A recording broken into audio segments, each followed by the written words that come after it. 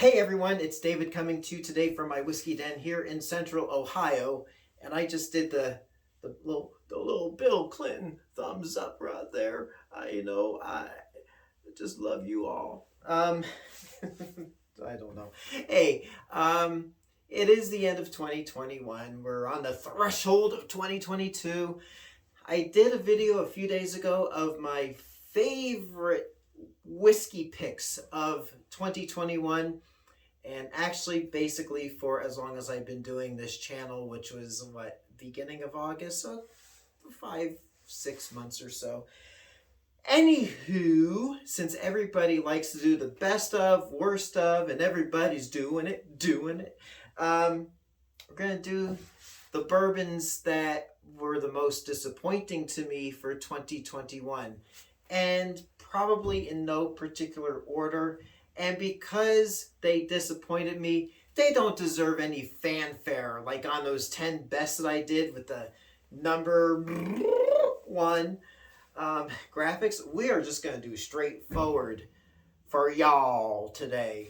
So I took some notes. I did my list. See, if you look real quick and freeze, you could probably see what they are. So this is, and I did, like I said, I did a similar video a few months ago. Did I say that? I did a similar video a few months ago, and most of the same ones are on the list, but I did change a couple. We still have 7 that were the most disappointing. So let's get to it. Tell them what they've won. Well, the first one doesn't even deserve to be on my shelf anymore. I'm not going to try or taste any of these for you today. Started doing a little keto diet a few days ago, and I'm trying to not have any pores for a few days. But anyway, here we go. 10 high, 10 low is more like it. Really do not like this. It is called Sour Mash Bourbon Whiskey with natural flavors. That's how bad it is. They have to fortify it with natural flavors. And what are those flavors? If I remember correctly, when I reviewed it, it was like cake frosting. It was horrible. It was bad. I didn't even want to take another sip out of the glass. But David, the bottle's half empty. Well, that's right, because I have been using this to, when I smoke ribs, do some barbecue, and I need something to marinate and break down the fibers of the meats. That's about the only thing I could find good with 10 high. 10 high, it used to be great bourbon bottom shelf whiskey, but now it just, I might actually pour it out just to make room. Next one on the list, it's a big house. Not mighty, letting it all hang out. The rest of these, I am planning, if I haven't already on the channel, I am planning on reviewing them and taking a second look at them. Big House seems pretty popular. It is a Sazerac brand. Sazerac. And I don't know. I think I might have expected a little too much out of it. This thing is 90 proof. And look for it in an upcoming video, because I will be re-looking at the Big House. It's a big house. Anyway, there you go. Big House. Disappointing. Not because it's, if I remember right, it's not terrible. It was just disappointing. Next one up. Can we redeem this one? There will be probably tonight or alongside. Yeah, I think it's tonight at midnight.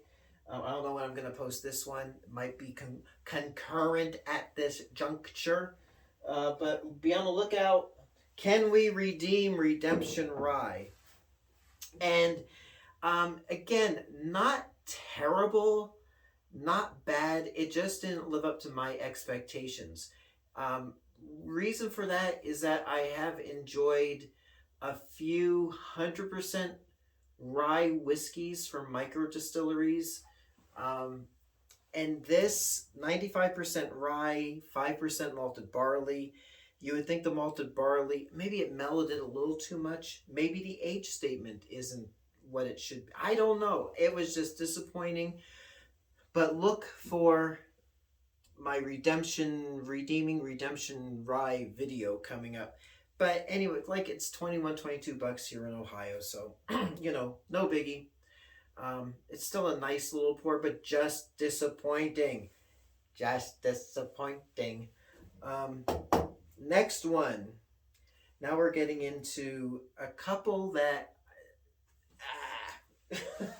Where is it? I did review this one recently. Kentucky Tavern. She's got to know it. She's got to show it.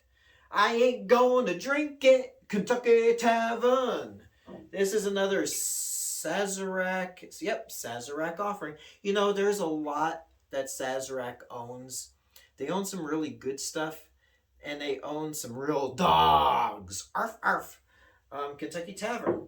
Not really that great of a pour. And I'm kind of keeping it on the shelf because the bottle's cool. But that's about it. If we aged that, I wonder if it'd be any better than it actually is. It might just be an aging thing, or they just take the worst bourbons that out of the batches, the real dogs, and sell it for dirt cheap. I think this is $7 or $8 a bottle here in Ohio. Really bad stuff. Let's see what we got next. I think you will all agree with me that Jeffersons Creek is another real dog of a bourbon. This is 80 proof, King's Mark Company. I believe it is also a Sazerac product. I believe based on the bottle, this does remind me of a Buffalo Trace bottle or a very old Barton. Actually, I think it's identical to the very old Barton bottle. Just a shout out to these distilleries. There is a glass bottle shortage looming on the horizon. Please save. You know what? Take the bottom shelf stuff like Jeffersons Creek and Kentucky Tavern. And I'm sorry if you people like these brands, but these distilleries, save the glass bottles, put this stuff in plastic, and just market it for what it is. It's really bad bourbon. Yeah, not that great. Won't buy that again. And it is shelf dressing at this point. Yeah, I don't know. I might take a second look at that in 2022. Next one. Okay, now these, fortunately, I did not overpay for. Right? Okay, good. We got that. This is I think it was like $10 for this big 1 liter, 16, $17, $22, $7. I think it was $15. I was taken in by the flashiness and the beauty and the Solara process and the little key dangling from the bottleneck. What can it be? Well, I think you know as well as I do what it is. Here we go. Another beautiful bottle, Blade and Bow. This is 91 proof. It is out of the Stitzel Weller Distillery in Louisville, and $50. It's not a bad bourbon per se. It just tastes young and thin, like how I was back in high school. Oh man, I was 115 pounds soaking wet. You'd never know it now. This is really maybe a $25 bottle, and I got taken in. You know, price does not equate greatness. But you would think that if you're paying so much for a bottle of bourbon, it will be good, and this stuff just isn't. Um, not really, not a fan, not a fan. There's so much better bourbon out there, and that's part of the problem. Is that there's so much bourbon out there, and bourbon has become such a big thing again. I honestly think a lot of the distilleries are rushing things just to get product out on the shelves. That's my opinion. You know, I don't know. So I've got one more bourbon, one more whiskey left. What is, I can safely say, next to Blade and Bow, this is my biggest disappointment of the year. No, it's not George Dickel. I love the George Dickel stuff.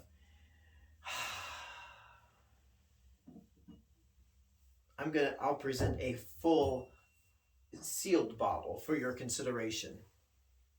Oh, you can't see it back there, huh? Let's put that there. The Buffalo Trace.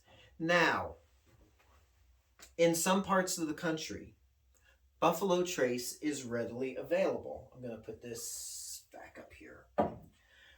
I know this. I mean, down in Kentucky, I was at a Kroger some months ago, and they had like 10 cases, unopened cases, just sitting in the middle of the floor. I got a buddy in Idaho. I got friends in California. I check out the Bourbon Locator on Facebook, and I know it is available in plentiful supply in some parts of the country. Here in Ohio, it isn't. And in Kentucky, generally, it also isn't, except for that one Kroger where I saw it, and probably at the distillery as well. Huge disappointment. I had a buddy of mine say, "Hey, David, you know, Buffalo Trace, if you find it, try it. It's really good, blah, blah, blah, blah." Just disappointing. It did not, it's decent enough. However, it's not my go-to pour. It's nice to have it so I can point to friends, "Hey, yeah, I got some Buffalo Trace here in the bar in my whiskey den." I would not serve it to company unless they really want to try it, or I want to get rid of it. But it is nice to have on your shelf, and I would recommend, if you see it in an area where it is allocated, just pick up a bottle, and it's nice shelf dressing. And you could try it, and you might love it. For me, it could do with another few years of aging. One of the biggest, these two are the biggest disappointments for me, because of the effort and the cost in getting it. This is about $25 here in Ohio. So I do have a couple of bottles for trading purposes, but that's about it. So anyway, that's my 7 disappointing for the year. And we will see you in 2022 with more reviews and more fun and games and goodness and more goofiness as well. So anyway, this is David coming to you from my whiskey den here in Central Ohio. I hope, as always, your next pour is your best pour. And please be safe, be careful.